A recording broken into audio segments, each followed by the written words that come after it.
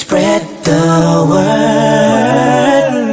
Oh Muhammad sallallahu alayhi wa sallam, you're Allah's chosen one. أعوذ بالله من الشيطان الرجيم. لله ما في السماوات وما في الأرض، وإن تبدوا ما في أنفسكم أو تخفوه يحسبكم به الله فيغفر لمن يشاء ويعذب من يشاء، والله على كل شيء قدير. آمن الرسول بما أنزل إليه من ربه والمؤمنون كل آمن بالله وملائكته وكتبه ورسله لا نفرق بين أحد من رسله، وقالوا سمعنا وأطعنا غفرانك ربنا وإليك المصير. لا يكلف الله نفسا إلا وسعها، لها ما كسبت وعليها ما اكتسبت. ربنا لا تؤاخذنا إن نسينا أو أخطأنا، ربنا ولا تحمل علينا إصرا كما حملته على الذين من قبلنا، ربنا ولا تحمل علينا إصرا كما حملته على الذين من قبلنا، ربنا ولا تحملنا ما لا طاقة لنا به، واعف عنا واغفر لنا وارحمنا أنت مولانا فانصرنا على القوم الكافرين. صدق الله العظيم. الحمد لله رب العالمين، والعاقبة للمتقين ولا عدوان إلا على الظالمين، وأشهد أن لا إله إلا الله وحده لا شريك له ولي الصالحين، وأشهد أن محمدًا عبده ورسوله وصفيه من خلقه وخليله سيد الأولين والآخرين. اللهم صل عليه وعلى آله وصحبه ومن اتبعهم بإحسان إلى يوم الدين. أما بعد، mes chers frères et sœurs, assalamu alaikum wa rahmatullahi wa barakatuh. J'ai du mal à trouver les mots pour exprimer cette immense joie que je ressens d'être parmi vous aujourd'hui. Allah subhanahu wa ta'ala seul est témoin à quel point je suis vraiment ravi de rencontrer mes frères et mes sœurs du Mans et des villes voisines. Qu'Allah tabarak wa ta'ala récompense mes frères qui m'ont invité, le frère Salim et son association Jazakumullahu khayr. Qu'Allah tabarak wa ta'ala vous récompense pour votre déplacement. Qu'Allah subhanahu wa ta'ala bénisse cette heure. Qu'Allah tabarak wa ta'ala fasse que ce soit une heure où on partage ensemble de la spiritualité, de la fraternité, qu'on se rapproche les uns des autres, que notre amour les uns envers les autres augmente. Haqiqatan, pour être vraiment franc avec vous, je ne peux pas m'empêcher de vous dire ces paroles avant de commencer. Vous savez, quand on est conférencier, imam, peu importe le titre, et qu'on se déplace pour rappeler Allah subhanahu wa ta'ala, et que les gens ils commencent à nous appeler cheikh, et à nous mettre sur un piédestal, à nous élever en degré, à nous prendre pour ce qu'on est loin d'être, à remplir les salles pour venir assister à nos conférences. Moi, en ce qui me concerne, ça me fait un pincement dans le cœur. Parce que on est loin d'être ce que vous imaginez de nous. Loin. Et pour ce qui est de mon cas, je suis, comme le dit un de nos anciens, وَغَيْرُ تُقَى يَأْمُرُ النَّاسَ بِالتُّقَى طَبِيبٌ يُدَاوِي النَّاسِ وَالطَّبِيبُ عَلِيلٌ. Et je me reconnais entièrement dans ça. Il n'est pas pieux et il invite les gens à la piété. Il est semblable à un médecin qui est malade. Écoutez bien. Il est comme quoi طَبِيبٌ يُدَاوِي النَّاسِ وَالطَّبِيبُ عَلِيلٌ. C'est un médecin qui va apporter des soins pour les gens alors que lui-même il est malade. Enfin, je ne suis pas du tout meilleur que vous, ça comprenez-le. Je ne suis pas plus éloquent que vous. Je n'ai pas plus de savoir que vous. Je ne suis pas meilleur auprès d'Allah subhanahu wa ta'ala que vous. Simplement, Allah subhanahu wa ta'ala il m'a éprouvé par le fait d'être derrière le microphone, être invité à droite et à gauche, et je demande à Allah tabaraka wa ta'ala d'accepter nos œuvres. Personne n'a dit amin. C'est pas payant. Et je demande à Allah tabaraka wa ta'ala de m'accorder la sincérité ainsi qu'à vous.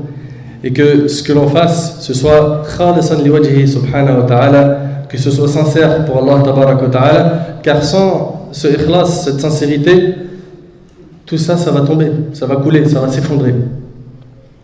Ça ne tient pas. Et la fréquence de l'intention, elle est fine. Si c'est pas ajusté, tout tombe à l'eau. Et c'est pour ça qu'à chaque fois que je me retrouve invité, ça me fait énormément peur, vous ne pouvez même pas imaginer à quel point. Et je demande à Allah tabaraka wa ta'ala de me préserver. 3 personnes ont dit amin. Parce que là on voit les gens qui te veulent le bien ou pas. Taïb. Rentrons dans le vif du sujet. On m'a demandé de parler de la banalisation du péché.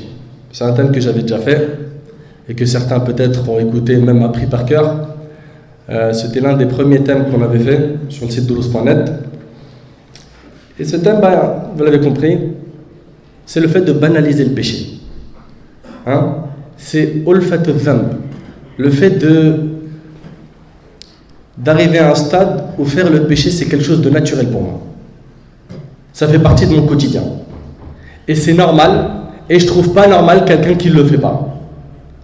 Et ça aujourd'hui vous ne pouvez pas le nier, que ce soit ici en France ou ailleurs, même dans des pays de musulmans, on a beaucoup de gens comme ça. Beaucoup de gens qui ont fait le péché une fois pour au début, le début ça faisait bizarre, on ne se sentait pas à l'aise. Deuxième fois, Shaitan il nous a aidés donc ça va un peu mieux. Troisième fois quand on fait le péché, ouais, ça va, finalement j'arrive, je suis un bonhomme. Quatrième fois, 5e, 6e, 7e, 8, 9, 10, 15, ça ne se compte plus à la fin. Celui qui ne le fait pas, je le vois comme étant quelqu'un de bizarre. Et on vit ça.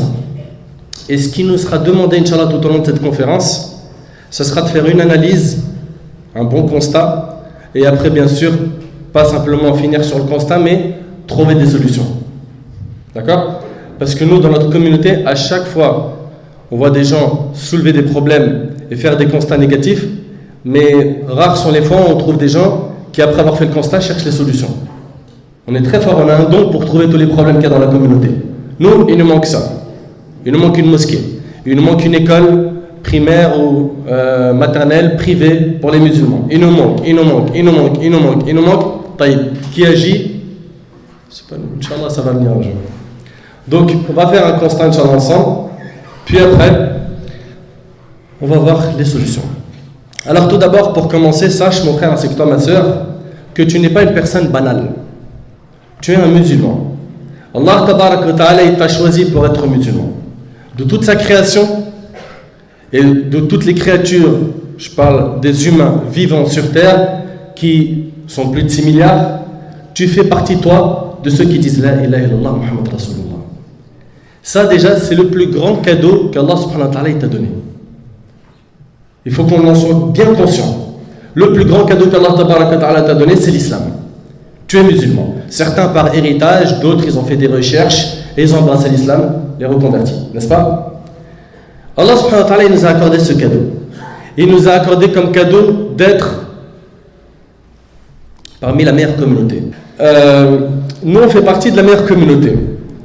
La communauté de Muhammad alayhi salatu wa sallam. Allah tabaraka wa ta'ala a dit Kuntum khayra ummatin ukhrijat linnas. Vous êtes la meilleure communauté qu'on ait fait surgir pour les hommes. Donc on fait partie de la meilleure communauté. On a reçu le meilleur des livres qui est le Coran. Le meilleur des prophètes et le sceau des prophètes qui est Muhammad alayhi salatu wassalam, n'est-ce pas? On prie derrière la meilleure Qibla, la Mecque, n'est-ce pas?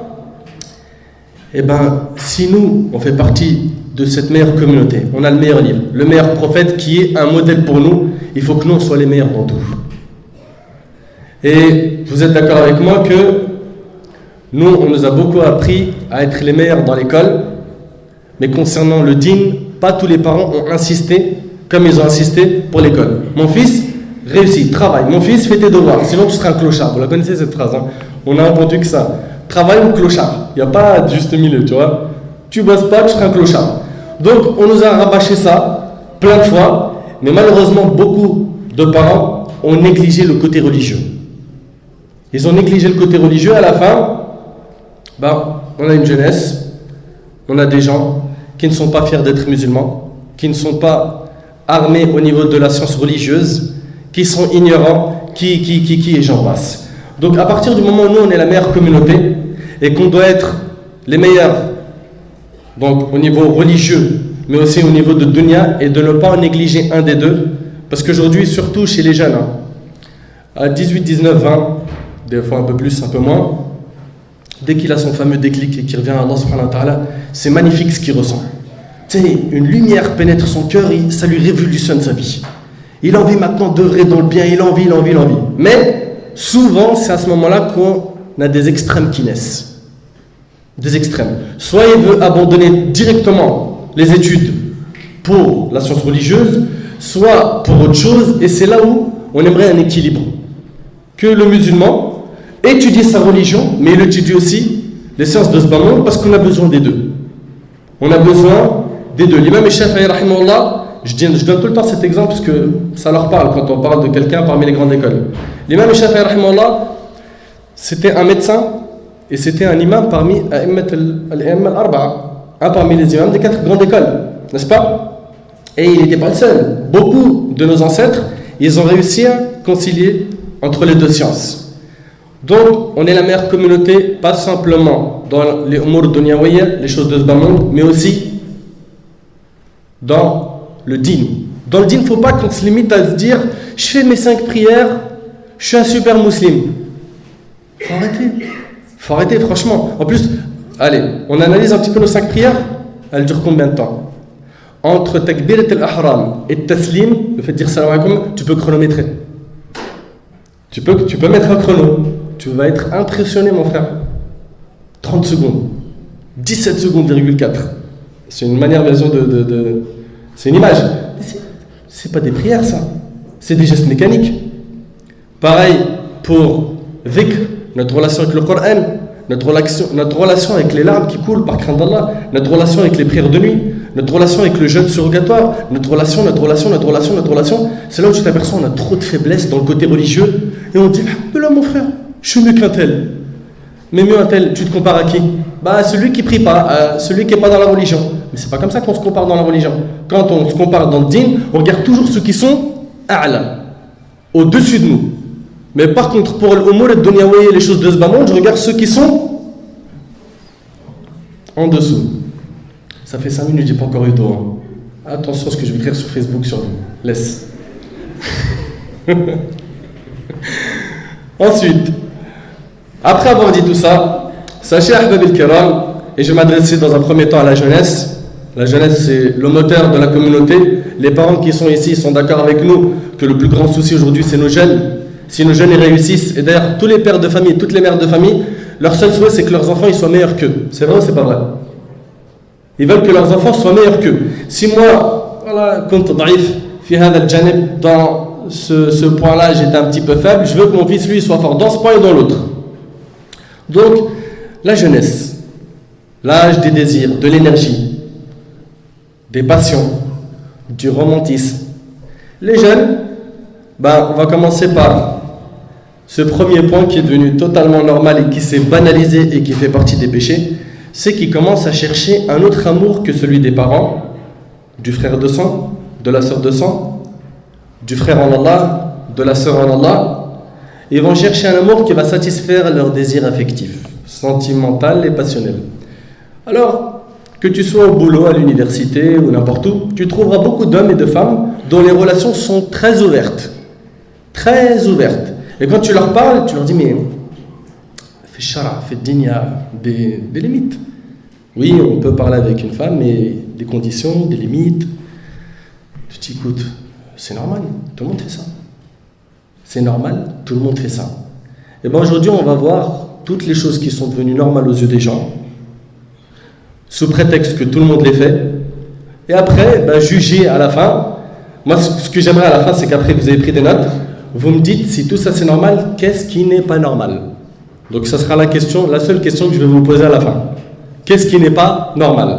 Parce qu'aujourd'hui, tout est devenu normal. Les femmes aiment que les hommes les remarquent, leur fassent des compliments sur leurs vêtements, la chevelure, la bouteille de parfum qu'elle a vidée le matin. Donc elles aiment ça, à la fac, dans la rue, centre commercial, hommes et femmes rigolent ensemble, se disent des paroles qui satisfassent les désirs. Tout cela, c'est dangereux. Ils ne s'en rendent pas compte, mais pour eux, c'est normal.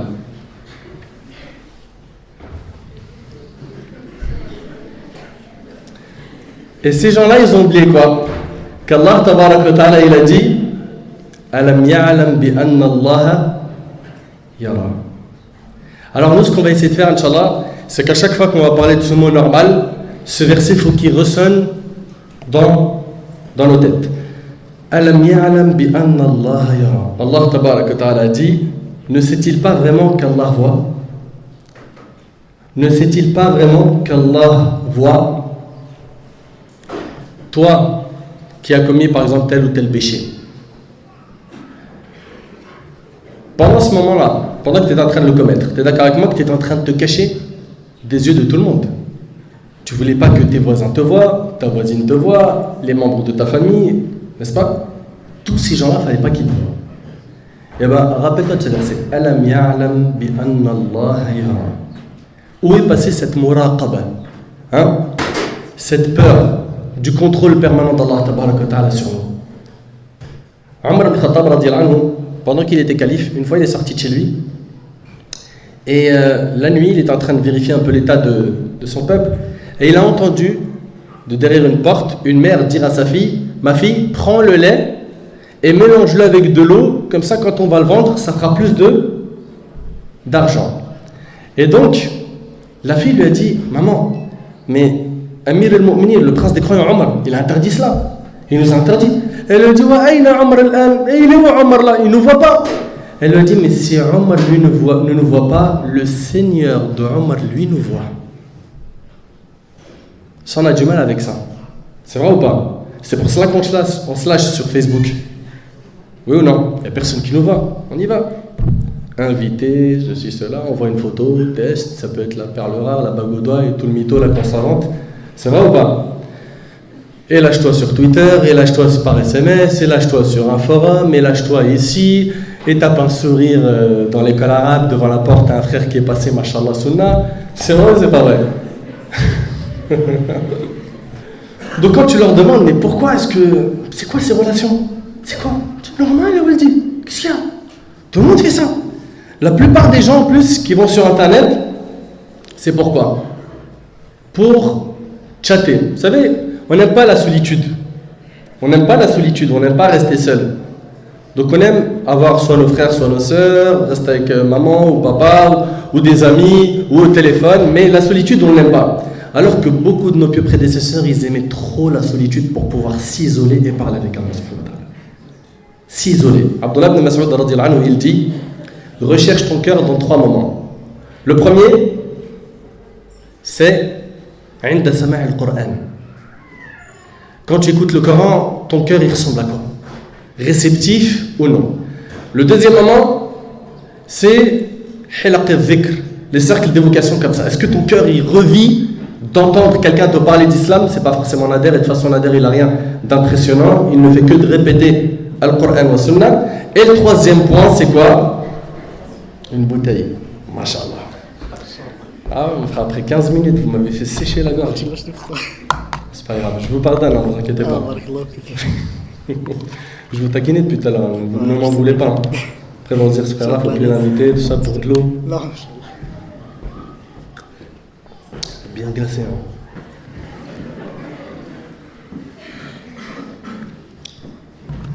Je vais me faire tomber malade. Je sais comment l'entraide, les frères. Hein. Donc, je reviens à dire que recherche ton cœur dans 3 moments, a dit Ibn Mas'ud radhiyallahu anhu, quand tu écoutes le Coran. 2.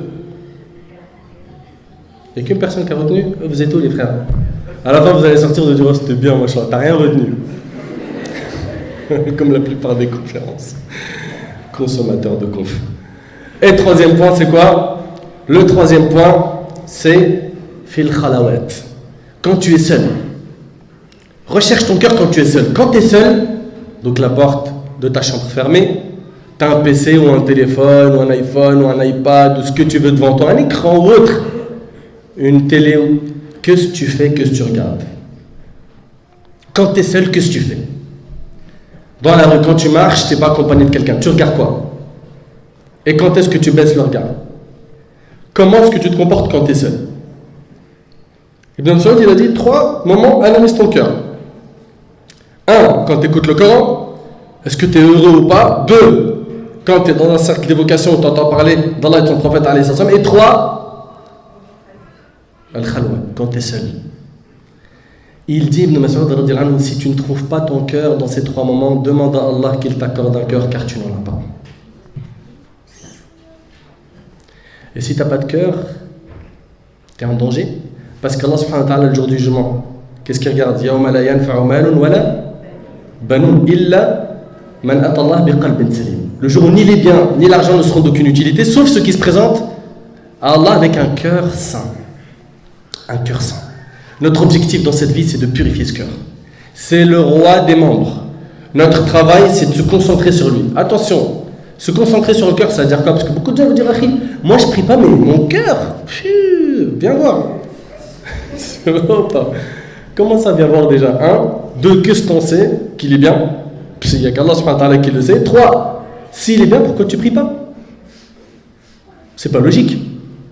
S'il est bien, il doit t'amener à faire des bonnes actions, n'est-ce pas? Et n'oubliez pas dans le hadith qui est rapporté par l'imam Muslim sur Abu Hurayra, le prophète alayhi salatu wasallam a dit, Allah ne regardera pas ni vos corps ni vos images, mais il regardera le jour du jugement quoi? Vous n'avez pas mangé? Vos cœurs et vos actes. D'accord? Donc, il faut faire attention à son cœur et au moment de solitude. Donc, quand tu vois aujourd'hui ces gens-là qui vont sur le net et qui sont en train de surfer, tout ça, et que tu leur dis, mais qu'est-ce que vous faites? Ils te disent, mais mon frère, c'est normal. Ce qu'on fait là, c'est normal. Donc, ça, c'est normal. Parler avec des filles, c'est normal. Sortir avec des filles, c'est normal. On continue. Avant, les gens pouvaient perdre leur temps pendant des heures à chatter avec une personne inconnue du même sexe. Donc un homme qui parle avec un autre homme. Mais maintenant, non. Maintenant, ils préfèrent parler avec le sexe opposé et il leur arrive de négliger leur religion à cause de leur occupation avec ces personnes. Et quand tu leur parles, ils te disent, c'est normal. C'est normal, mon frère, le mariage, il a un début. Je suis dans les débuts, laisse-moi me construire.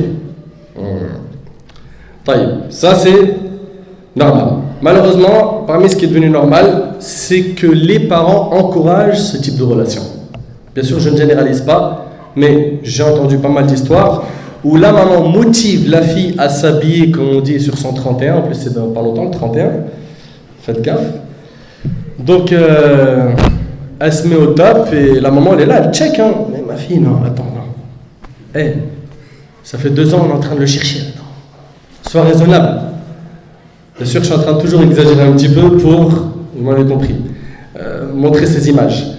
Donc, ou bien, c'est des fois les parents qui acceptent normalement cette relation et qui vont même plus loin que ça. Moi, de mes yeux, hein, mes propres oreilles, j'ai entendu des mères et des pères de famille autoriser non seulement qu'une relation de manière non licite entre un homme et leur fille, une fille et leur fils naissent, mais en plus de ça, quand il y avait des rencontres entre donc leur fils et cette fille, mon fils ramène à la maison, et même tu peux fermer à clé la porte de la chambre, on ne te dérangera pas.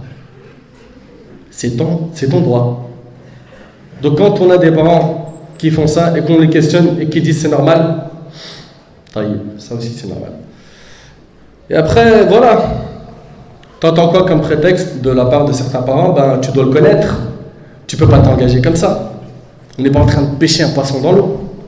C'est fini, hein, les histoires d'à l'ancienne, là, les mariages arrangés, tout ça. Là. Aujourd'hui, il faut que tu sortes avec lui, tu manges au resto, tu regardes, il aime le saumon, le caviar, les fruits de mer. C'est de la folie, tu vois. Et isole-toi, il n'y a pas de problème, normal. Monsieur Facebook aussi, lui, il en a fait des ravages. Donc, on avait des relations au début qui naissaient comme ça, de par l'école, le boulot, tout ça. Et Facebook, lui, ça a été un pont qui a relié les gens beaucoup plus rapidement que ce qu'on pouvait imaginer. C'est vrai ou pas? Aujourd'hui, sur une page, tu peux avoir je ne sais pas combien de milliers d'amis. Des gens que tu connais et que tu ne connais pas. Et les gens n'ont pas de problème à accepter une invitation. Et des fois même, quand ils cherchent à inviter quelqu'un, c'est selon là. Il s'y connaît. Je savais qu'il y en avait un, il allait tomber dans le panneau. Selon la photo, n'est-ce pas? Selon la photo, c'est normal. Donc aujourd'hui, c'est devenu normal qu'une sœur mette sa photo dans une page où elle ne met pas n'importe quelle photo, attention. Et le frère, pareil, le frère, il va pousser toute l'année les barres de fer pour cette photo. Toute l'année. Dans la salle de sport, il est en train de se crever les bras. Il n'en peut plus, il est ruiné. Il prend des médicaments, il prend des cachets, tout ça, pour que dans la photo et à la plage, il clean. C'est vrai ou pas? Parce qu'en fait, il y a un objectif, c'est juillet-août. De l'autre côté, pareil. La sœur, elle est tombée dans les filets de Satan. Sa photo est sahbi. Du lourd. Comme on dit, du très lourd. Les paillettes, un bête de sourire. Tu vois, le hijab brillant, le ci, le ça, la panoplie. Tu leur dis, mais pourquoi vous mettez vos photos comme ça? Bah c'est normal. Taïb. Tout ça, c'est devenu normal. Le pire, c'est que la plupart de ses amis, à ce frère, c'est des femmes, et de l'autre côté, c'est des hommes. Ils peuvent partir même ensemble en voyage, avec la fac, et bien sûr, dans le voyage, des ahwal, des retours catastrophiques, tout normal, sans contrôle, sans savoir ce qui se passe là-bas.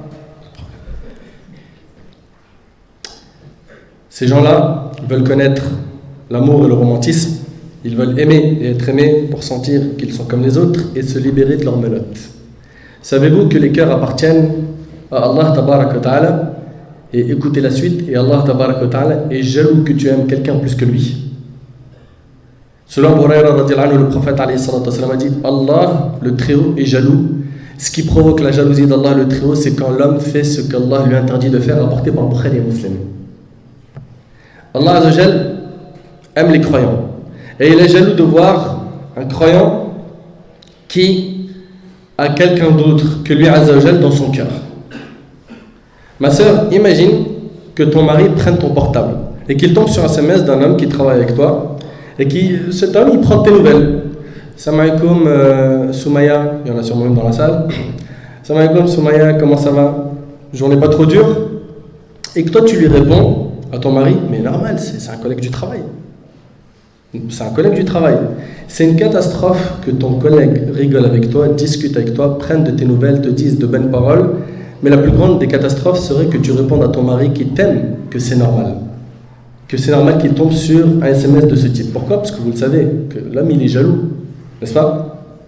Il est jaloux. Et c'est normal. Ça, oui. Alors, qu'en est-il de notre Seigneur Azza wa Jal lorsqu'il trouve quelqu'un d'autre que lui dans nos cœurs? Il faut que ton amour soit pour Allah et qu'il soit solide. Allah tabaraka wa ta'ala entend tout ce qu'on dit et voit tout ce qu'on fait. Si tu veux aimer et être aimé, consacre cet amour pour ton mari ou ta femme. Donc les jeunes veulent rigoler avec les femmes, s'amuser avec elles, les prendre dans leur voiture, mais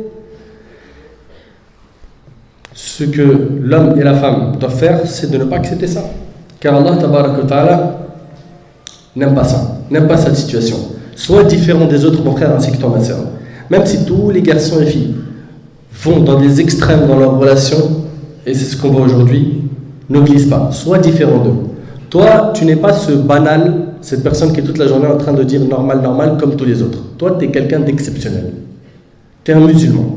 Tu es un musulman, tu n'auras pas le même mode de vie que ces gens-là. Il y a tellement de choses que l'on voit qui sont immorales, mais on les considère comme étant normales. Et ce, à force de les avoir vus. Combien de fois on a vu un homme et une femme dérailler et toujours dire normal. Et Allah subhanahu wa ta'ala, il nous a donné 2 yeux. C'est pourquoi? C'est pour qu'on les utilise dans le bien. 2 oreilles pour qu'on les utilise dans le bien. Une langue pour qu'on l'utilise dans le bien. Une main pour qu'on l'utilise dans le bien. 2 mains afwan pour qu'on les utilise dans le bien. Les pieds, pareil. Allah Azza wa Jalla, il nous rappelle, Alam naj'al lahu aynayn, ne lui avons-nous pas assigné 2 yeux? Allah subhanahu wa ta'ala, il t'a envoyé des yeux, il t'a créé des yeux, pas pour que tu les utilises dans le haram, que ce soit sur la toile ou autre, mais pour que tu les utilises uniquement dans ce qui va le satisfaire Azza wa Jalla. Aussi, parmi les choses qui est triste, c'est que c'est devenu plus que normal que un homme et une femme fassent connaissance donc avec le père et tout dans les règles de l'art, et après ils sortent ensemble et ils mangent ensemble et ils prennent la voiture ensemble, etc. Ils ne sont pas encore mariés, ils sont dans la période dite fiançailles. Et ça, c'est normal. Donc toi, pour toi mon frère, c'est normal que tu fasses. Après, ça ne marche pas, tu laisses tomber l'affaire. Ensuite, c'est un autre homme qui vient, et pareil, il sort avec elle, etc. Et après, un troisième.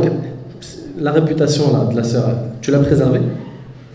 Et mis à part ça, est-ce que tu aimerais qu'on traite ta sœur de la même manière? Donc, il faut faire attention à tous ces points. Aussi, parmi les choses qui sont devenues normales, c'est le fait que certains frères s'isolent avec des membres de la famille, une cousine, dans une seule pièce. Ou bien que la cousine, elle enlève son hijab devant son cousin, ou devant le mari de sa tante, etc. Et à chaque fois qu'on parle avec les gens, ils nous disent normal. On continue. Et c'est à partir de ça que les problèmes et les catastrophes apparaissent dans les familles. Que aussi la fille considère que c'est tout à fait normal qu'elle accueille son beau-frère en l'absence de son mari. Pourquoi? Parce que c'est le frère du mari. Donc ça, c'est normal. Alors que Nabi alayhi salatu wa sallam, qu'est-ce qu'il a dit? Il a dit Alhamu al-maut.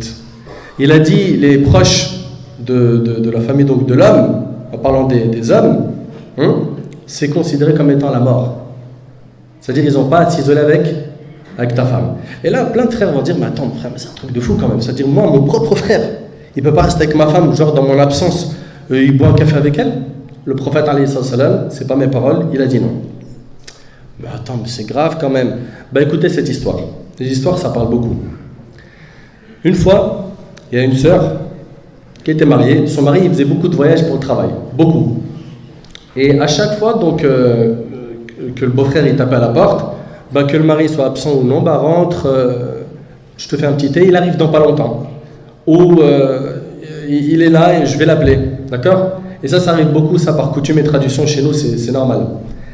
Et un jour, comme c'est devenu normal qu'à chaque fois il rentre à la maison, même si le mari n'est pas là, ce qui s'est passé, c'est que le mari était en voyage, il a tapé à la porte, rentre. Ça y est, c'est devenu le classique maintenant. Rentre, un petit thé au café, tout de suite ça arrive. Après, il se faufile dans la chambre des filles de son frère et il voit un écran de télévision avec, vous savez, avec le combiné magnétoscope, là, 2 en 1, là, à l'ancienne. Vous avez plus ça, vous savez, c'est sur le mur. Donc il vient, il rentre dans la chambre, il allume la télé et immédiatement il tombe sur un film. A'udhu billah, un film, donc vous avez compris, il y a du haram. D'accord? En voyant ça, il est choqué. Il est choqué que dans la chambre des filles de son frère, il visionnent ça. Mais choqué, c'est pas choqué, il éteint. Il regarde. Elle rentre, donc la femme de qui? De son frère. Qu'est-ce qui se passe? Il lui dit, regarde tes enfants, regarde. Ça a été rapide, hein. Shaitan, tu connais, hein. Tac, tac, tac, tac. Passement de jambes, hop, petit pont. et sont tombés dans la fornication. Et après, cette sœur, elle a appelé un savant pour lui dire: Cheikh, je suis enceinte du frère de mon mari, qu'est-ce que je dois faire? Vous comprenez maintenant Al-Hamul Maut? Donc en fait, le problème, c'est qu'à chaque fois qu'on va enfreindre les règles de l'islam, on va se retrouver dans un problème. Et toutes nos solutions, elles sont dans le livre d'Allah subhanahu wa ta'ala et la sunna du prophète sallallahu alayhi wa sallam. Donc il faut faire très attention à ces relations. J'ai insisté dessus, pourquoi? Parce qu'aujourd'hui ça s'est normalisé, banalisé, et le péché est devenu donc normal, et même on va jusqu'à s'en vanter de le faire. Combien de jeunes aujourd'hui se vantent de commettre la fornication? Combien? Dans vos écoles? Ils se comptent? Est-ce qu'ils se comptent? Non. Tous? Alors, raconte hier, raconte ton week-end, et c'est parti, ça y va. Bon, d'abord, t'as vu, on a commencé par faire un tour, après on a roulé un joint, après... C'est ce qu'on entend ou pas? Hein? On s'est défoncé. Et ils sont contents, farhanin, mon frère. Oh là là, le top, il a vécu le luxe. Le luxe dans la désobéissance, oui. Et dans tout ça, alam ya'lam bi anna Allah, ne sait-il pas qu'Allah voit? Tout ça, c'est facturé, mon ami, c'est facturé. Qu'est-ce qu'il dit Allah subhanahu wa ta'ala dans le hadith al-Qudusi d'Abi Dharr qui est rapporté par Muslim? Il dit que le jour du jugement, faman wajada khayran falyahmadillah. Le jour du jugement, si tu trouves dans ton compte, tu auras un livre, n'est-ce pas? On est d'accord dessus ou pas? Que soit tu auras un livre de la main droite, soit un livre de la main gauche. Taïb. Quand tu prendras ton livre de la main droite, tu vas l'ouvrir. Et ben tu vas voir que des bonnes nouvelles. De la main gauche, c'est des mauvaises nouvelles.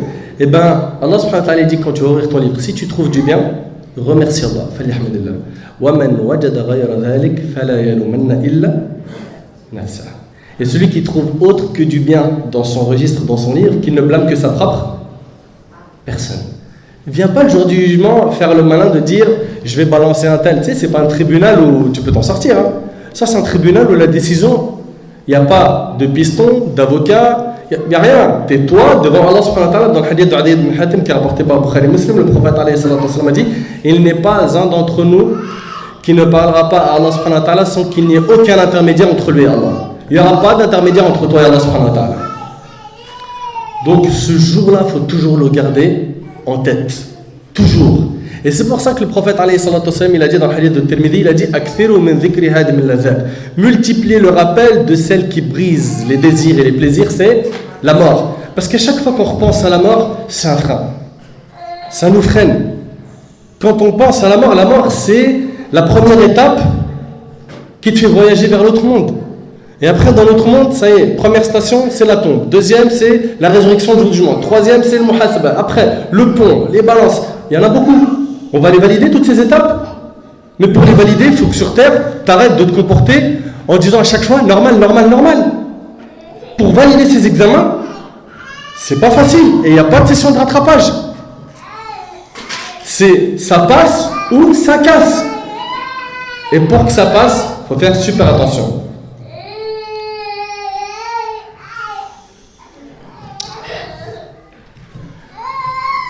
Donc on continue. N'oublie jamais que tu désobéis à Allah tabarak wa ta'ala en faisant cela avec ces relations illicites. Et le pire, c'est que les gens aujourd'hui autour de nous nous encouragent à faire ça. C'est vrai ou c'est pas vrai? Compte les gens qui ne sont pas sortis avec des filles, qui ne sont pas sortis avec des garçons. Que ce qu'on dit d'eux déjà? Déjà, leur nombre, est-ce qu'ils sont nombreux? Deux, qu'est-ce qu'on dit d'eux? Dis, ah oui, c'est pas que deux. T'entends quoi? Le bouffon, il n'a pas d'expérience, ah la honte. C'est vrai ou pas? Ils se sont gênés, elles se sont gênées de dire qu'ils n'ont pas connu de haram. Et le normal, c'est quoi? Subhanallah, al-azim, c'est pas incroyable. Et le Nabi alayhi salatu wa sallam dit: Kullu ummati mu'afa, toute ma communauté sera préservée le jour du jugement. Il lui sera fait miséricorde, sauf ceux qui divulguent leurs péchés au grand jour. Eux, ils sont menacés de la part d'Allah. Ceux qui divulguent leurs péchés au grand jour. Et fument, est-ce qu'il est en train de divulguer son péché ou il le cache? Mais devant les gens, devant un imam ou pas un imam, ils s'en foutent. Parce que certains, des fois, ils ont honte, ils voient un frère et ils cachent. C'est vrai ou pas? Et ils ont trouvé une technique pour l'alcool, ils la mettent dans des bouteilles de coca. Il est afrite.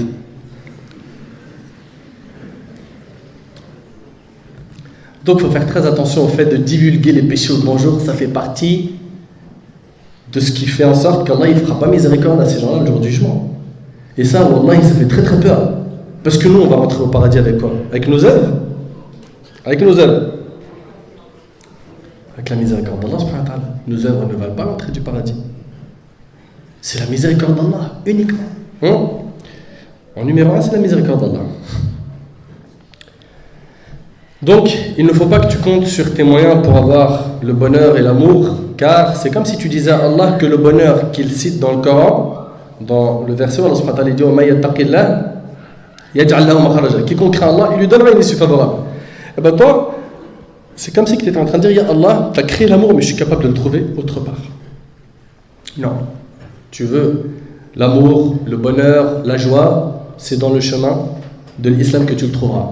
Et dans le chemin, en dehors de l'islam, comptez avec moi toute personne qui a eu une relation illicite avec un homme ou une femme et qui se sont cachés pendant des années et ils se sont menti à eux-mêmes. T'inquiète, on va se marier. C'est un pieu, c'est une pieuse. C'est ni des pieux ni des pieux, c'est des pieds. C'est vrai ou c'est pas vrai? Hein? Et ils sont là, ils jouent les pieux, c'est des pieds. Donc, ils sont là en train de faire les cachotiers. Et comment ça se termine? Ça se termine souvent mal. Pourquoi? Parce que ça n'a pas été construit sur des bases solides. Et quand ça ne se construit pas sur des bases solides, ça part. Donc, on a parlé bien comme il faut de ce point-là qui est les relations. Maintenant, parlons d'un autre point qui est maintenant aujourd'hui qu'à la cote chez les gens et qui est normal et tu ne pourras pas le changer. Et c'est comme ça, point barre. Et si tu essaies de le changer, c'est comme si tu essaies de modifier un parmi les piliers de l'islam. J'aime bien exagérer un petit peu dans les trucs pour choquer. Et choquer pour le bon sens, bien sûr. Hein. Pas choquer pour vexer qui que ce soit. Wallah, et c'est pas mon but. Et je vous l'ai dit depuis le début de la conférence, je ne me prétends pas être plus pieux que vous, ni plus savant que vous. Et c'est pas des paroles en l'air. Hein. C'est pas des paroles en l'air, c'est ce que j'ai dans mon cœur. Et qu'Allah subhanahu wa ta'ala, il nous accorde le succès. Ce point aujourd'hui qui aussi s'est banalisé et que c'est devenu des péchés à volonté comme chez Flunch et que les gens font normal, mais normal, c'est ce qui se passe la nuit du mariage. La cérémonie de mariage. On rentre un petit peu, on visite un peu nos cérémonies. On y va? Accrochez les ceintures, on est parti. Donc, on l'appelle Laylatul Umr. Laylatul Umr, n'est-ce pas? C'est la nuit de la vie. Il faut marquer le coup. Cette nuit-là, tout le monde est unanime. Un consensus ijma' que la femme doit être plus belle que belle. D'accord? Pas de souci. Elle doit enlever son hijab, parce que comment elle va montrer sa beauté? La salle doit être mixte. Il faut à tout prix DJ Momo. Si DJ Momo n'est pas là, l'histoire elle est crevée. Il faut DJ Momo. Il faut qu'il s'appelle Momo. Laissez ces noms propres, Allah yabarak fikum. Appelle-le DJ Merguez, DJ Moutarde. Allez Momo, pourquoi vous touchez à des noms propres comme ça? Hein? Taïb. DJ Momo il est là. Maintenant, DJ Momo fait les danser. Et Sahbi va voir la danse. Et va voir les tenues vestimentaires des hommes et des femmes. La ilaha illallah Muhammad Rasulullah. Déjà, ce qui m'étonne, moi, avant de rentrer dans la visite, c'est qu'on appelle nos mariages, quand on veut faire un mariage carré, selon le Coran et la Sunna, un mariage, je l'ai entendu, islamique. Mais est-ce que vous n'êtes pas d'accord avec moi que ça choque d'entendre le mot mariage islamique? Oui ou non, et pourquoi? Oui ou non? Est-ce que c'est choquant d'entendre mariage islamique? Ça vous choque ou pas, les frères? Oui ou non? Bon, je vais interroger comme à l'école. Toi, mon frère à lunettes. Ouais. Ah, parce que vous voulez pas lever la main, mon frère, je vais vous hagar. Toi. Dis-moi, un mariage islamique, comme ça, formulé comme ça, est-ce que ça te choque, oui ou non? C'est choquant. Pourquoi? Non, mais parce qu'on considère en fait, tu sais, c'est mariage islamique, comme si le mariage devait être autre qu'islamique. Mais t'es de quelle religion? T'es musulman, n'est-ce pas? Tu sais, c'est comme si, mariage islamique, j'étais chrétien, tu sais, j'ai l'impression de ça, moi. Je fais un mariage islamique et je reviens. Mais non, c'est mariage tout court. Pourquoi le mot islamique? Hein? Et quand tu le dis, ça rend fou les parents. Celui-là, il n'aime pas le bonheur, celui-là. Il n'aime pas le farha. C'est ça qu'on entend ou pas? Celui-là, il n'aime pas qu'on s'éclate. Ah, vous le dit, ma fille, je veux cette nuit-là. D'accord, on est d'accord avec toi. Mais on a des alternatives. On a des portes licites qu'on peut ouvrir pour empêcher que cette soirée-là ne soit pas Laylatul Umr, mais Karithatul Umr. La catastrophe de la vie. Franchement, entre nous, une femme, tabarakallah, pudique. Jazallah khair, elle est là, elle se préserve toute l'année. D'accord, elle porte son hijab, etc. Et attention, je ne dis pas que celle qui ne le porte pas, c'est une femme qui n'est pas dans la religion ou qui n'est pas pieuse. Au contraire, elle peut être très très pieuse, mais elle a des petits freins, des petits blocages. Et on demande à Allah subhanahu wa ta'ala de faciliter à cette sœur qui ne l'a pas de le porter elle aussi. Dites Amin. Là, vous l'avez dit. Donc, la sœur Miskina, elle est là, elle se préserve toute l'année, elle fait attention à son vestimentaire, elle est pudique, etc. Et ce soir-là, c'est normal à ses yeux, non seulement d'enlever ça, d'être devant plein d'hommes qui vont voir ses cheveux, donc elle aura des péchés, parce que sachant que le port du voile, c'est une obligation, pas que dans notre religion, mais dans toutes les religions, il suffit juste de lire, d'accord? Après, ça c'est pour celui qui est musulman, il accepte, celui qui n'est pas musulman, bah, c'est ce que tu veux. Hein? Mais un musulman, il sait que ça, dans les 3 livres, Allah subhanahu wa ta'ala, il a parlé du voile, d'accord? Taïb, t'as porté le hijab ma soeur, pourquoi ce soir-là tu acceptes cette désobéissance? Mais en plus de ça, si seulement c'était que les cheveux, mais regarde ta tenue vestimentaire, tu vas mettre à nos limites ce soir-là. Pourquoi? Parce que ce qui est normal, c'est ça mon frère. Parce que tout le monde le fait. Mais ma soeur, subhanallah, et Allah dans tout ça. Et imagine que tu meurs cette nuit-là. Est-ce qu'il est possible, oui ou non, que tu meurs cette nuit? Répondez. Non, c'est pas possible. Dans leur fort intérieur, ils le pensent. Après, on fera le repentir, Inch'Allah. T'inquiète, je ferai tauba, j'irai à la Mecque, et tu sais, hein? Flûte, piano et tout le bazar. Et on est parti. Subhanallah, tu n'as pas de garantie. Tu n'as pas de garantie. Accident de voiture pendant que tu vas dans la salle, ceci, cela, ou en sortant, ou truc. Tu ne sais pas. L'ange de la mort, il peut passer à n'importe quel moment. Est-ce qu'on est prêt à rencontrer Allah? Et en plus de ça, subhanallah, imagine, tu es ressuscité le jour du nom, le serviteur ou la servante d'Allah subhanahu wa ta'ala, Allah subhanahu wa ta'ala dit, mais pourquoi cette nuit? Pourquoi tu as fait ça? Pourquoi? Et surtout, que si tu meurs cette nuit, comment est-ce que tu es ressuscité? De la même situation. Nabi alayhi salatu wasalam, il a dit, innamal a'mal bil khawatim, les actes ne valent que par leur fin. Le plus important dans ta vie, c'est la fin. Et il a dit aussi alayhi salatu wasalam qu'on sera ressuscité de la même manière dont on est mort. Alors tu meurs dans quelles conditions? Ah mon frère, normal. Normal aux yeux de qui? Aux yeux d'Allah? Aux yeux des gens?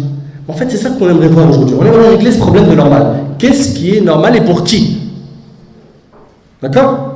Est-ce que ça l'est aussi pour Allah subhanahu wa ta'ala? Si ça l'est, ya Rabbi lakal hamd, tawakkal ala Allah, même si les gens y parlent, c'est pas grave. Mais si c'est pas normal aux yeux d'Allah subhanahu wa ta'ala et que tu le fais, mais en plus t'as pas honte de dire que tu le fais, tu culpabilises même pas, tu reconnais même pas. Regarde, quelqu'un qui fait le péché et qui le reconnaît, c'est déjà une étape. Mais quelqu'un qui le fait et qui ne le reconnaît pas, vous savez, c'est comme quoi? Il va chez le médecin, il lui dit je suis malade, il est malade, mais il donne aucun signe au médecin pour pouvoir identifier la maladie.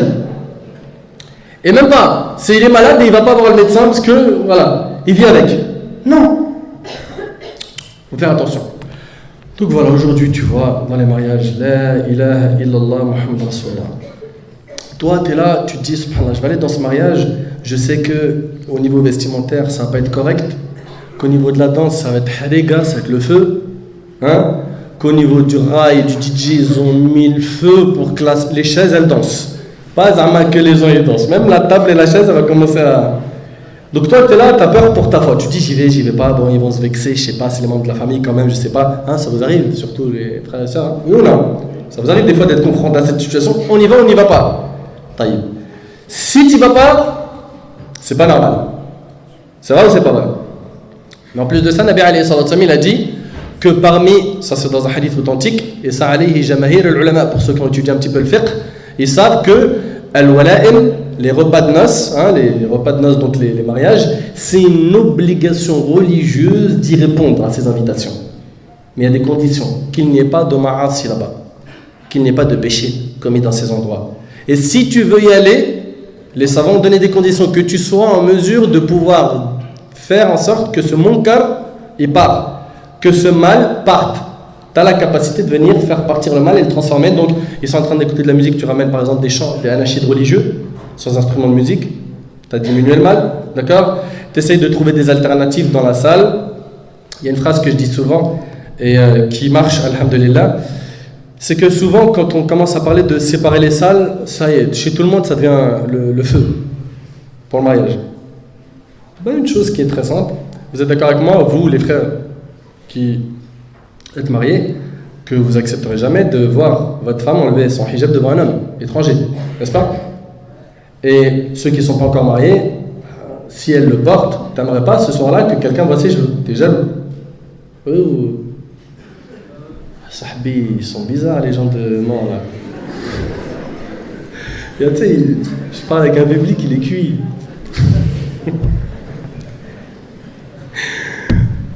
Qu'est-ce qui vous arrive? Il y a quoi? Oui, je sais pas, ils attendent quoi les frères? Moi, je disais donc que tu n'acceptes pas ça, tu es d'accord avec moi?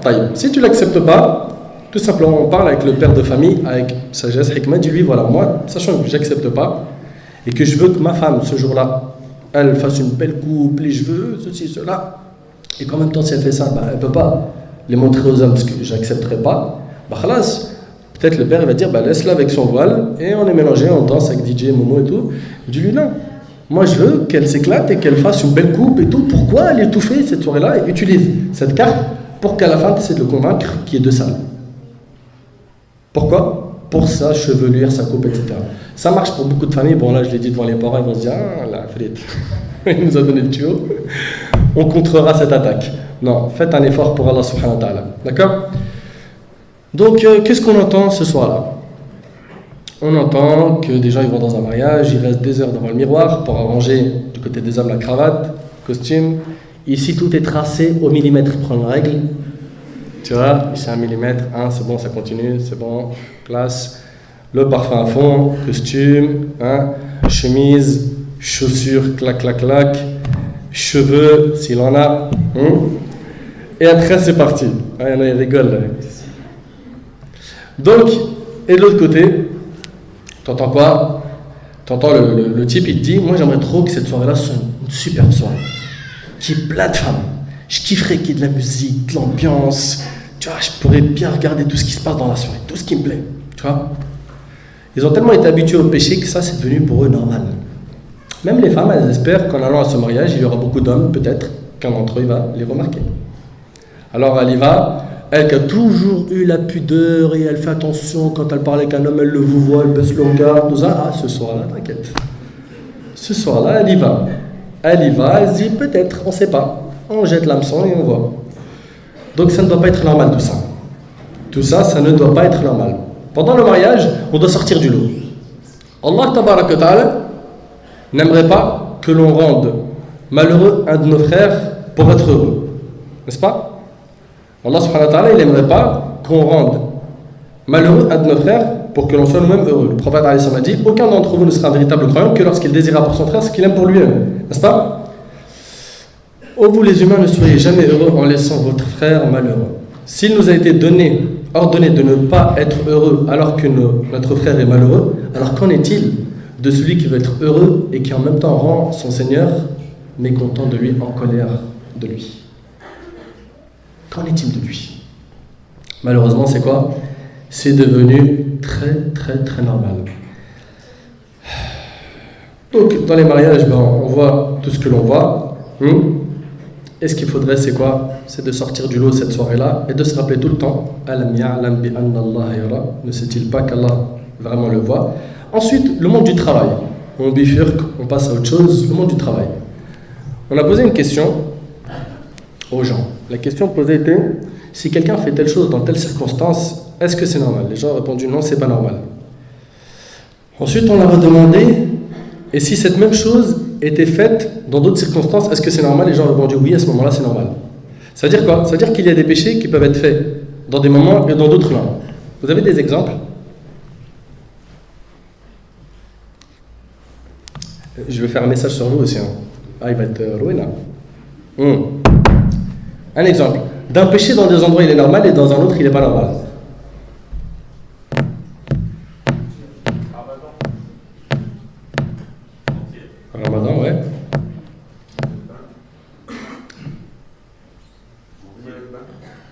Il parle du maillot de bain. Taïb. Supposons que, ou plutôt essayons d'imaginer qu'une personne s'habille d'une manière très provocatrice, et je parle ici d'une femme, dans un centre commercial.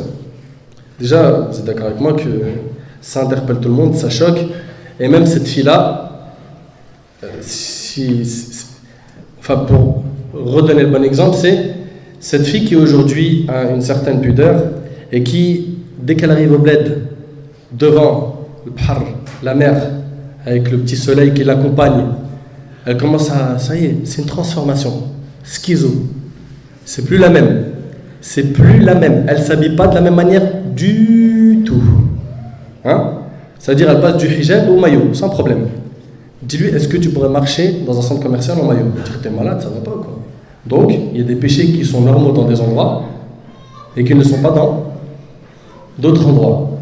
À croire qu'il y a un Dieu et il faut avoir peur de lui ici, et là-bas, comme c'est juillet-août, c'est quoi cette histoire? Il faut faire attention à ça aussi. Parce qu'il y a des péchés qui sont normaux dans des endroits et dans d'autres qui ne le sont pas. Ça, il faut y faire très, très, très, très attention.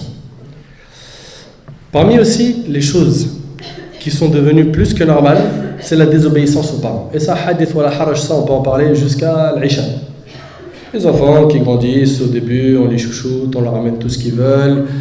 Combien de nuits ont été sacrifiés pour qu'ils mangent, qu'ils boivent, qu'ils dorment, qui guérissent de leur maladie? Combien? Et les parents qui les accompagnent, qui ont peur pour eux, qui veulent pour eux que la réussite et le succès. Et à la fin, ils grandissent, ils sortent leurs griffes. Et maintenant, Zama, la phase crise d'ado, crise où il lui manque un cerveau, il commence à parler mal à sa mère, il parle mal à son père, il pense qu'il comprend qu'eux ils ne comprennent pas. En fait, vous venez du bled, vous ne comprenez rien, vous êtes des blédards. Nous, on est nés en France. Et donc il commence à mal parler à ses parents. Et quand tu lui dis, mais pourquoi est-ce que quand ta mère elle te dit va faire les courses, tu lui dis mais vas-y, dis à Mohamed, pourquoi tout le temps moi? Vas-y, tout le temps moi. Subhanallah. Est-ce que ta mère elle était comme ça avec toi quand tu étais petit? Est-ce que ton père il était comme ça même jusqu'à maintenant quand tu lui demandes des choses? Est-ce qu'il continue à te supporter ou non alors que tu es mauvais? Que même beaucoup de gens n'arrivent pas à te supporter? Eux ils te supportent. C'est vrai, c'est pas vrai? C'est tes parents. Ils t'aiment même si, voilà, t'es un cassos. C'est vrai, c'est pas vrai? Ils te supportent. Mais pourquoi tu en arrives à ce stade où tu les mets en colère? Le Nabi sallallahu alayhi wa sallam, il a dit quoi? Il a dit la satisfaction d'Allah, elle est dans la satisfaction des parents, et la colère d'Allah, elle est dans la colère des parents. Quand tu mets en colère tes parents, tu as mis en colère Allah subhanahu wa ta'ala. Ça te fait rien, ça? Il n'y a pas de problème pour ça? Et les nombreux hadiths qui parlent de celui qui est ingrat et mauvais avec ses parents, il va en enfer, il va en enfer, T'en fais quoi? Et les versets où Allah subhanahu wa ta'ala dit wa qada rabbuka alla ta'budu illa iyyahu. Après avoir parlé de l'adoration d'Allah Allah subhanahu wa ta'ala il t'ordonne tout de suite la bienfaisance envers les parents. Immédiatement après, Al-Amr bil-Tawhid, il te parle de quoi? De la bienfaisance envers les parents. Et ça, pareil, comme tout le monde aujourd'hui respecte pas les parents, et on voit le numéro de téléphone de papa, on répond pas, le numéro de téléphone de maman, on répond pas, il me dit rentre à 20h, je rentre à minuit, et après je lui mens. Pourquoi? Et n'oublie pas une chose, Kama tadin tudan, Kama taf'al yuf'alu bik. Comme tu fais, on te fera. J'oublierai jamais cette histoire où une fois un jeune, il est rentré dans un bar, il a giflé son père. Les gens, c'était comme vous là, quoi? C'est un coup de jus dans le cerveau. Les gens se sont réunis pour l'éclater bien. Tréha, mon frère, au cube. Il allait finir dans une assiette de grec. Et après, le père, il a dit, laissez-le. Quand j'étais jeune, il y a quelques années, j'ai fait la même chose à mon père. Et là, c'est la monnaie qu'on me rembourse. Comme tu fais, on te fera. Donc regarde comment tu te comportes avec tes parents. Sache qu'il est fort possible que ça te touche. Donc fais super attention à ce point. Nous, nos parents, on les met ici, jusqu'à ce qu'ils grandissent. Ils grandissent, ils deviennent vieux, et même jusqu'à ils vont uriner ou faire leurs besoins sur eux. Je les nettoie avec maman en éprouvant du bonheur, tout comme eux, ils m'ont nettoyé quand j'étais petit, sans compter le nombre de fois, et il n'y avait aucun problème. Donc faites très attention à la désobéissance envers les parents. Ensuite, le vol. Le vol aussi, est-ce que c'est normal de voler? La théorie, elle est toujours bonne. C'est con. Hein? Est-ce que c'est normal de voler? Non. Mais si tu regardes comment tu es au travail, pose-toi des questions. À l'heure à laquelle tu rentres et à l'heure à laquelle tu sors. Fais un examen de conscience. Est-ce que tu voles dans la caisse en ne pas respectant ses horaires ou non? Parce que tu es rémunéré de telle heure à telle heure, n'est-ce pas? Donc celle-là, peut-être vous ne le voyez pas comme ça, vous le volez. C'était un sac que j'arrache à une vieille. Non, c'est fini ça. Enfin, c'est fini. Vous avez ça au moins?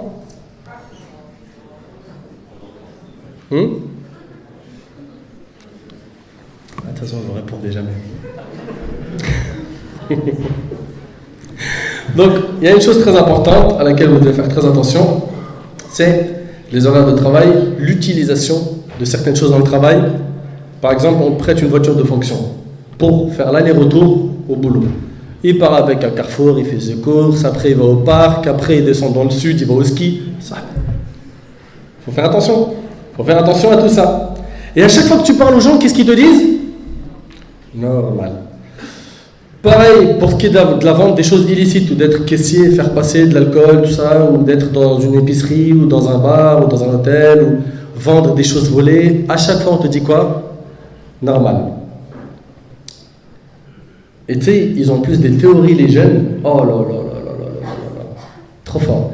Tu lui dis, c'est quoi ça? Il dit, ouais, frère, j'ai un téléphone à vendre. Ah ouais? Combien? C'est un iPhone 6. Ah, il y a eu le 6 déjà qui existe? Ouais, voilà, oh, il est tout neuf dans la boîte, emballage. Il coûte combien? Je le vends 100 balles. 100 euros? T'as la facture? Non, mais t'inquiète, mon frère, tu crois que j'ai une tête, moi, de voleur?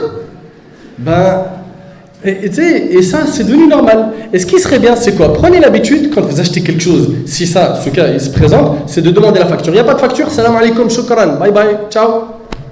On n'en veut pas. J'en veux pas. Wallah l'adim. Mais garde-le ton wallah l'adim. Tu l'as volé ou tu l'as pas volé, ça m'intéresse même plus. Il n'y a pas de facture, shukran. Stop. D'accord? Parce que si on lui achète, on encourage à ce que ce processus continue. C'est vrai ou c'est pas vrai? Donc faire attention à ce point, ne pas dire normal.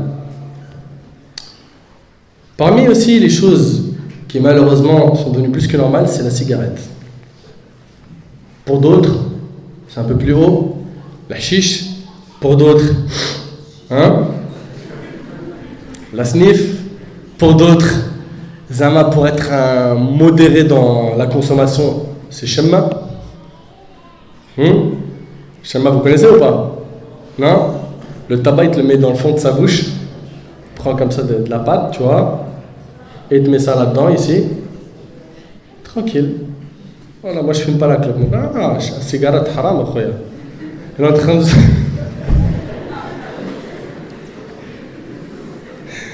Et normal, pareil, normal. Normal parce que tout le monde le fait. Tout le monde. Alors tu peux écrire sur le paquet, fumer, c'est le cancer, c'est la mort, fumer tue. Il dit de toute façon à chaque fois que tu fumes, je ne meurs pas tout de suite. Donc, c'est du blabla tout ça, c'est pas vrai. Alors c'est normal aujourd'hui que le père fume, l'oncle fume, le fils fume, ils sortent ensemble pour aller dans un café fumer tout, même la chicha. Et la chicha, qu'est-ce qu'on nous dit? Ah non, la chicha, tu peux pas dire ça haram. Déjà, c'est pas la cigarette. D'accord? En plus de ça, il n'y a pas écrit dessus, c'est pareil. Fumez-tu? Mais c'est des, machallah, des ulama, les gens qui parlent, des savants. Après, ils te rajoutent une autre couche, ils disent en plus, ça fait délirer. C'est un délire. Et on a même des filles aujourd'hui, des filles, des musulmanes, hijab ou pas, peu importe. Elles y vont, petite soirée, chicha, tout ça, on rigole. Et tu leur dis, mais arrêtez, c'est pas bon. Quoi? C'est devenu normal aux yeux des gens. C'est devenu normal. D'ailleurs même, quand tu restes dans un groupe où ils fument tous et toi tu fumes pas, tu es très mal vu. Tu es tellement mal vu qu'il y en a toujours un dans l'assemblée qui va te dire, écoute, vas-y, tiens, tire une latte. Essaye, tire une latte. Vas-y, teste. Voilà, c'est un délire de fou.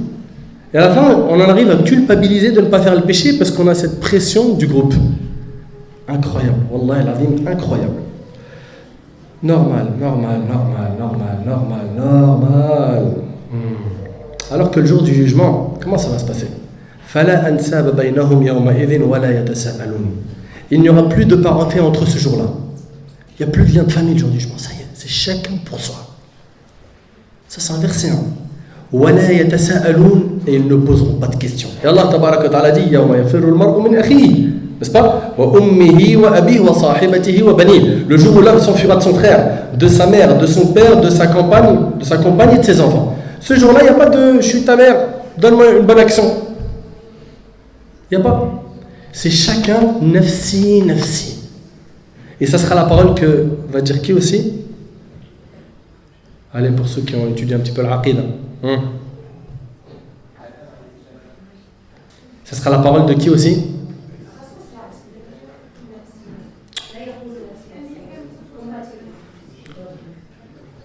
Je continue pas la conférence.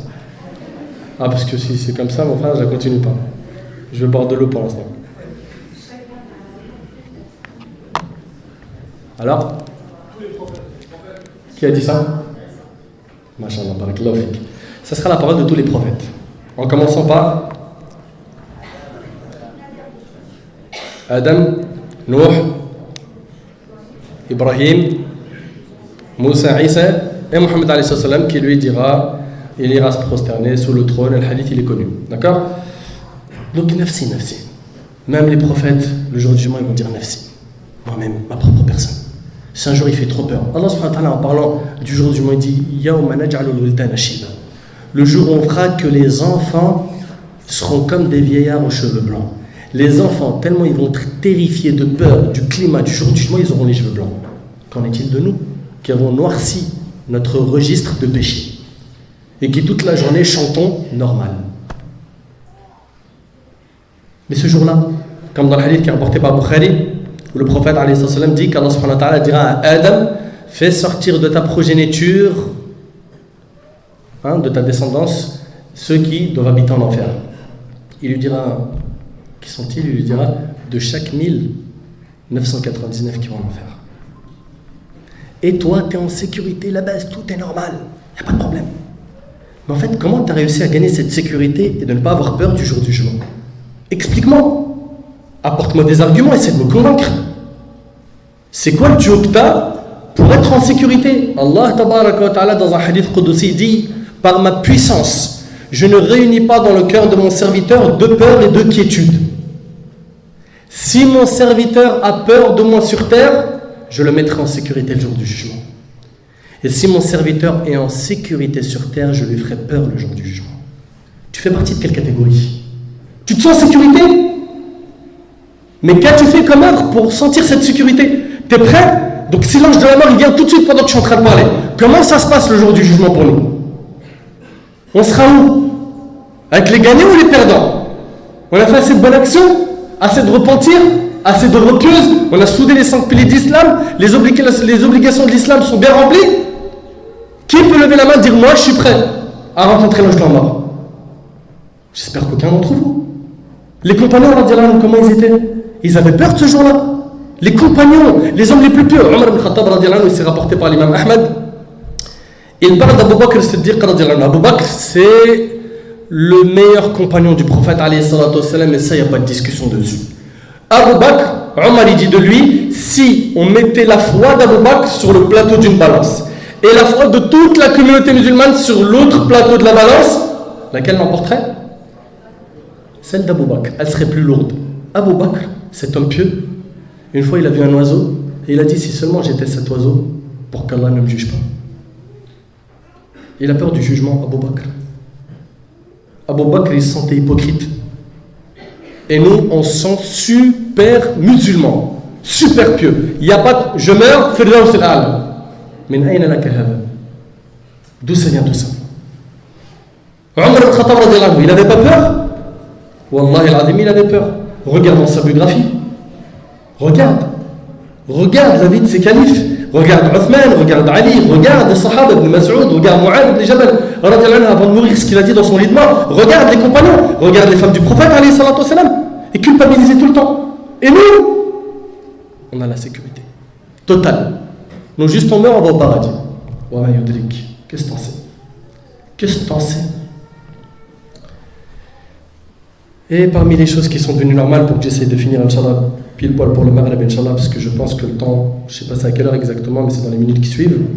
Feuilleton où ça parle d'amour à tout va, normal. Télé-réalité, normal. Clip, normal. Film où il y a du haram, normal. Hein? Moussalsalat, même pendant Ramadan, subhanallah, au lieu de rester devant le Coran, elle est là, elle est en train de couper les concombres. Pousse-toi, je vois pas. C'est vrai ou pas? C'est une folie. Subhanallah, mais au lieu de regarder ça, regarde un ders. Je sais pas, écoute quelque chose de profitable, de bénéfique. Tout le temps, à justifier ça en disant quoi? Normal. Les jeunes aujourd'hui, vestimentaires du côté homme-femme, des styles extraordinaires. Un homme aujourd'hui, fashion, c'est quelqu'un qui met un slim. Un homme qui a du style, c'est quelqu'un, on voit ses sous-vêtements, qui met des t-shirts serrés. C'est vrai, j'aimerais bien la comprendre, ça, il faut vous l'expliquer, ça. Sourcil, il a une balafre dessus. On dirait qu'il s'embrouille avec quelqu'un. Va savoir. Il met une boucle d'oreille. Oh, qu'est-ce qu'il est belle. Tu peux plus dire il est beau. C'est vrai ou pas? C'est un bonhomme et il a une boucle d'oreille. Veste méga ultra serrée. Wallah, il marche. Kinder Pinguil type. Tu vois? C'est vrai ou pas? C'est un pingouin, c'est pas un humain. Tellement tout est moulax. De l'autre côté, du côté des femmes, pareil. Des modes agib. Il y a même, je vais tout de suite en parler, hein, ça je vais pas le cacher ça.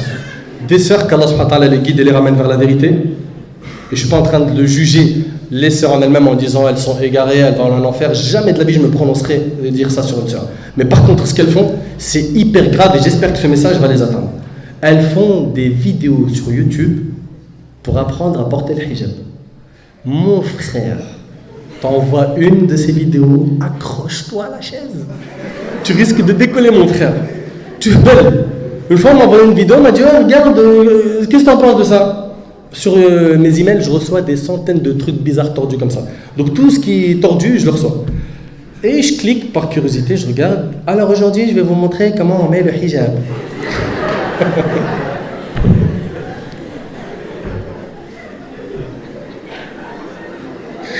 Elle a préparé 5 hijabs sur le lit, tu vois, 5. 100 000, tu vois, comment ça s'appelle, là, les épingles, des trucs, des brochettes, tout ça, machin. Elle met le premier comme ça, le deuxième. La vidéo, elle dure 45 minutes. Et des vidéos qui font des centaines de milliers de vues. Et je me pose la question sur le cerveau de ceux qui regardent. Tu vois? Elle est là. Et la prochaine vidéo, maintenant, je vais vous montrer mon maquillage. Elle a une boîte de peinture, enduit, la première couche, ponçage et tout. Elle met tous les outils, et elle est partie. Wallah, choum. Mais la folie, c'est pas que elle, c'est ceux qui regardent et qui lui accordent de l'audience. Mais bannissez ces vidéos à jamais. Vous voulez vous habiller comme une musulmane, c'est pas elle qui va vous dicter ça. Elle-même, elle a besoin qu'on lui enseigne ce que l'islam dit. Elle met un hijab qui a besoin d'un hijab. Ça s'appelle un hijab taïwanais, ce qu'elle a mis. C'est pas un hijab sharaï, taïwanais. On m'a dit Taïwan. Donc, ça c'est une chose. Après, t'as l'homme qui te fait ça, des gourmettes. L'homme, il a des gourmettes. Et il a une chaîne. Et je l'ai dit, hein. Les chaînes, les frères, je vais être direct avec vous. Pas de pincettes, pas de gants, rien du tout, j'ai pas le temps. Ouais, donc, alors pour les chaînes, c'est très simple. Il n'y a que 2 catégories de personnes qui en mettent. Les femmes.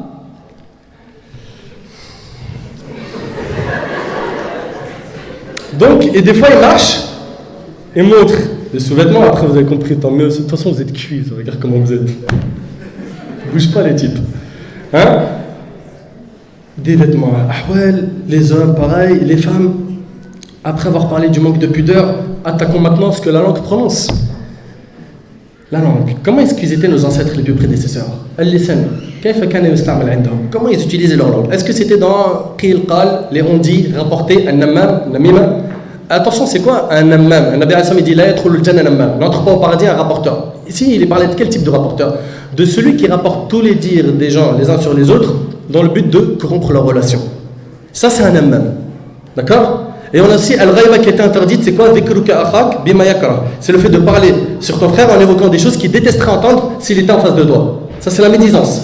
Parler sur d'autres ton frère. Ça, c'est quoi aussi? La langue. Aussi, le mensonge. Hein? Le mensonge, al-kadhib. On a quoi encore? As-sab wal-la'n wal-shatm. Hein? Le fait de maudire, de dire des gros mots. Et les gros mots, ça y va. Mais ce qui est impressionnant en plus pour les gros mots, c'est que le type, par exemple, il se claque la porte au doigt. La première chose qu'il dit, c'est quoi? Dites pas. Hein.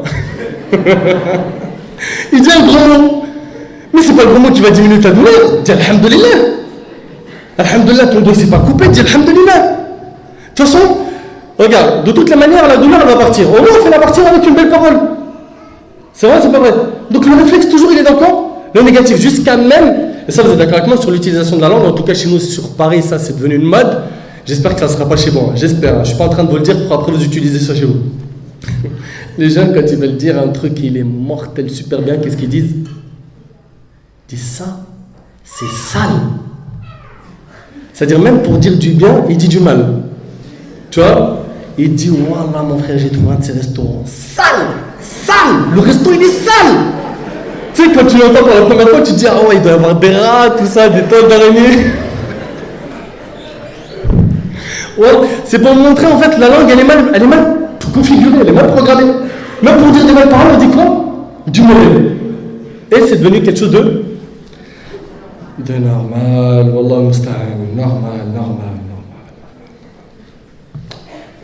C'est trop dangereux de dire normal. Vous savez pourquoi? Parce que c'est comme si vous disiez, de toute façon, Allah accepte ça. De toute façon, si je fais ça, je sais que ça ne va pas mettre en colère mon Seigneur. C'est différent de celui qui va dire, oui, je sais que c'est pas bien, Inch'Allah, je vais faire un effort pour arrêter. Mais quelqu'un qui, par contre, dit normal, alors il s'entête, il fait le haram, et en plus, il essaye de trouver des justifications. Mais ça, on vit dans ça, on est en plein dans ça. Des gens qui veulent faire du haram, ils le justifient. Et qu'est-ce qu'ils ont comme méthode? Ah, ils en ont lu, ils ont de l'expérience en tout cas. Tu lui dis, il a l'alcool. Il dit, gazouz et dahak.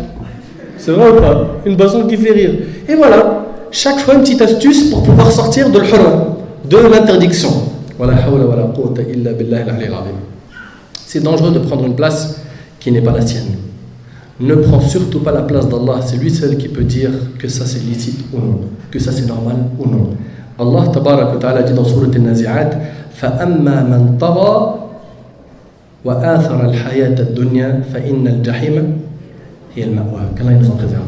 Quant à celui qui aura dépassé les limites et aura préféré la vie présente, alors l'enfer sera son refuge.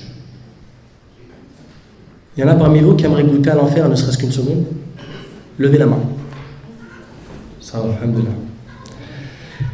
Mais ça reste quoi? La théorie. Mais dans la pratique, tu t'aperçois que malheureusement, il y en a beaucoup, ils oublient. C'est pour ça que c'est super important de faire des rappels comme les frères Jazakallah Khair de Salam, qu'Allah les récompense, c'est une équipe en or. Je rattrape ce que j'ai dit tout à l'heure. Une équipe en or, machallah, je me suis assis avec eux. Je vous encourage non seulement à les soutenir, à les assister, à partager leurs informations, à venir dans leurs invitations et à leurs conférences, parce que ça ne peut faire que du bien. C'est vrai, c'est pas vrai. Et peu importe ce que tu as appris comme science, et même si tout ce que j'ai dit tu le connaissais déjà, le rappel profite aux croyants. Et nous on oublie, on a besoin qu'on nous répète la même chose. Et la beauté de cette religion, elle est dans sa répétition. Plus tu répètes, plus ça fait du bien. On a besoin de ça. On se sent en sécurité quand on est en groupe et on se sent fort. Par contre, quand on est seul dispersé, on se sent plus faible. On sent qu'on est une proie qui peut être attaquée rapidement par shayatin et l'ins wal jinn. Allah tabarak wa ta'ala a dit Ya ayyuha alladhina amanu la tuqaddimu bayna yaday Allah wa rasulihi wattaqullah inna Allah sami'un alim. Ô vous qui avez cru, ne devancez pas Allah et son messager. Et craignez Allah, Allah est audient et omniscient. Ça veut dire quoi? Ne te mets jamais devant Allah et son messager. Toi, tu es derrière. Allah subhanahu wa ta'ala dit quelque chose, sam'an wa ta'a, j'obéis. C'est dur, ma'alish, le prix du paradis, faut le payer. Inna sil'atallahi ghaliya. La marchandise d'Allah, elle vaut cher. Inna sil'atallahi hiya al-jannah. La marchandise d'Allah, c'est le paradis. Il faut que tu en payes le prix. Ne pense pas que tu auras accès au paradis comme ça sans que tu payes le prix. C'est pas possible. Tu auras des gens qui vont te parler mal, qui vont te pointer du doigt. Tu seras stigmatisé, on va se moquer de toi, on va te critiquer, on va. Tu patientes et tu fais comme nos ancêtres, rahimahumullah wa radiyallahu anhum, qui eux, qu'est-ce qu'ils ont fait? Ils ont continué à œuvrer, continué à améliorer la relation avec Allah. Et plus ta relation avec Allah subhanahu wa ta'ala, elle est solide, plus les secousses sur terre, elles sont toutes faibles et légères et elles passent rapidement. Mais quand ta relation avec Allah elle est faible, la plus petite épreuve, elle te perturbe. La plus petite, dans ta santé, dans ta famille, dans tes études, dans une relation de couple, dans une relation où un frère est venu demander en mariage une sœur ou autre. Alors donc personne n'a le droit de donner un ordre à part Allah subhanahu wa ta'ala. D'accord? Allah subhanahu wa ta'ala il a décidé pour nous khalas. Et il faut faire toujours attention à ces péchés car plus ils se multiplient, plus le guerrier devient quoi? Il devient noir. Et écoutez avec moi ce hadith pour terminer. Le prophète alayhi salatu wassalam a dit à ses débuts, l'islam était étranger. Bada al-islam ghariban. À ses débuts, l'islam était étranger et il redeviendra étranger comme il a commencé. Et après, Nabi Hassim dit Fatouba lil ghuraba. Il dit Touba, c'est un endroit bien précis, bien particulier qui est destiné à une catégorie de personnes au paradis. Donc une place particulière sera réservée au paradis. À qui? Touba lil ghuraba, aux étrangers. Et on a dit au prophète alayhi salam, qui sont ces étrangers au messager d'Allah? Il a dit ceux qui s'attacheront à la vertu, au dîn, à la religion, lorsque les gens seront corrompus. C'est-à-dire que tous les gens ils sont en train de partir à gauche vers une vague qui est mauvaise, va contre-courant, et toi va vers le chemin de la droiture, de la guidée, de la piété. Tous les gens ils veulent sortir dans le haram avec des femmes, ils veulent consommer de l'alcool, ils veulent fumer, ils veulent vendre, c'est ça, dans le travail, dans la relation familiale, dans le couple, avec les enfants, avec la femme, avec les parents. Ils veulent faire ça, toi prends l'autre chemin, le chemin du dîn. Sois pas quelqu'un qui dit toute la journée normal et tu suis comme un mouton, t'es pas un mouton, t'es quelqu'un d'exceptionnel. Tu fais partie de la communauté de Muhammad sallallahu alayhi wa sallam. Et sachez, c'est avec ce hadith que je termine, Inch'Allah, que le prophète alayhi salatu wa sallam, il a dit dans un hadith qu'il viendra une période de trouble et de tentation. Celui qui s'attache à la religion pendant cette période, c'est comme s'il tenait une braise de feu dans la main. Est-ce qu'on vit cette époque ou pas? C'est difficile aujourd'hui de tenir sa religion. C'est comme si tu tenais du feu. Ça va ou pas? Nabi alayhi salam, il parle des gens de cette catégorie de personnes. Il dit ces gens-là qui viendront et qui ne m'ont pas vu et qui ont cru en moi, ces gens-là, ils auront la récompense de 50 hommes. On a dit au prophète alayhi salam 50 hommes parmi nous, les compagnons, ou parmi eux. Il a dit 50 hommes parmi vous. Celui qui s'accroche à la religion, dans cette époque, il a la récompense de 50 compagnons. Les compagnons qui ont tout sacrifié pour Nabi alayhi salam. Et on entend, c'est eux nos héros, c'est eux nos modèles. C'est eux qu'on doit suivre, c'est eux qu'on doit présenter à nos enfants. On doit leur parler de Khabbab ibn al-Arat, de Hamza, de Bilal, d'Abu Bakr, de Uthman ibn Affan, de Mu'adh ibn Jabal, de Talha ibn Ubaydillah, d'Abu Ubayd ibn al-Jarrah. C'est ces noms-là qu'on doit exposer. Nos sœurs, elles doivent entendre parler de Hafsa, Maryam, Asiya, elles doivent entendre parler de Khadija, de Soumaïa, elles doivent entendre parler de Asma bint Abi Bakr, de Fatima bint Rasulillah, de Zaynab. C'est ces noms qui doivent être exposés à nos enfants pour que les modèles changent. Au lieu aujourd'hui que les modèles soient des rappeurs et des footballeurs et des chanteurs et des acteurs et des comiques, non, ça doit changer. Pourquoi? Parce que nous, on n'est pas une communauté qui est dans le club des moutons et qui dit tout le temps normal. Non, nous, on est une communauté exceptionnelle et extraordinaire. Et je demande à Allah tabarak wa ta'ala d'améliorer notre relation avec Allah Azza wa Jal. أسأل الله تبارك وتعالى أن ينفعني بما قلت وأن ينفعكم بما سمعتم هذا ما أعلم والله تبارك وتعالى أعلى وأعلم سبحانك اللهم وبحمدك أشهد أن لا إله إلا أنت أستغفرك وأتوب To spread the word, oh Muhammad sallallahu alayhi wa sallam, you're Allah's chosen one.